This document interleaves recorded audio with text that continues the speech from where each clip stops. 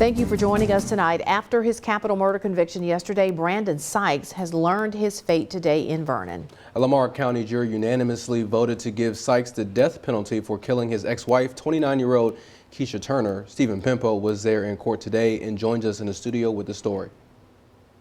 Andrea Winston, the Lamar County Court Clerk's office told me they believe this is the first death sentence that they have on record. After the nearly 3-week trial and 7-year investigation, the district attorney told me he hopes Keisha's family can finally have some peace.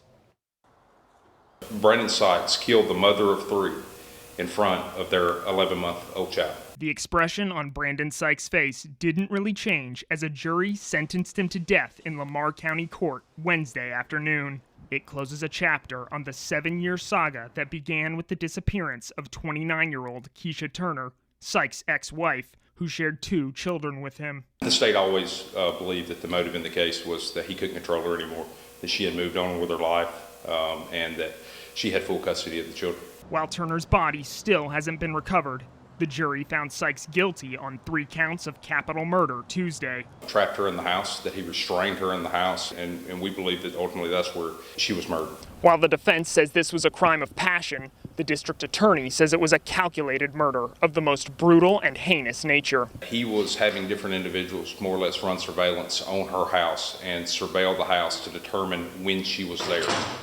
So we believe that as part of the plan, he determined when she would be there alone. District Attorney Andy Hamlin says the convictions for kidnapping, robbery, and burglary during the murder are all aggravating factors that qualify Sykes for the death penalty under Alabama law. The jury weighs whether the aggravators outweigh the mitigators, and if they do, then the death penalty is appropriate. One of those mitigators that the defense presented involved a claim that Sykes could be experiencing the lingering effects of a concussion he suffered playing football in 1997. They even put one of his old coaches on the stand.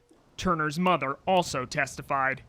She told the jury how her grandchildren keep asking why they can't put flowers on their mother's grave. Justice has finally been served for this family after 7 long years. I'm just so happy for this family that this day finally came forth and that they can finally put this behind them and gain some measure of closure. Judge Sam Junkin says the sentence is scheduled to be carried out on April 5th. Both families declined to comment after the hearing.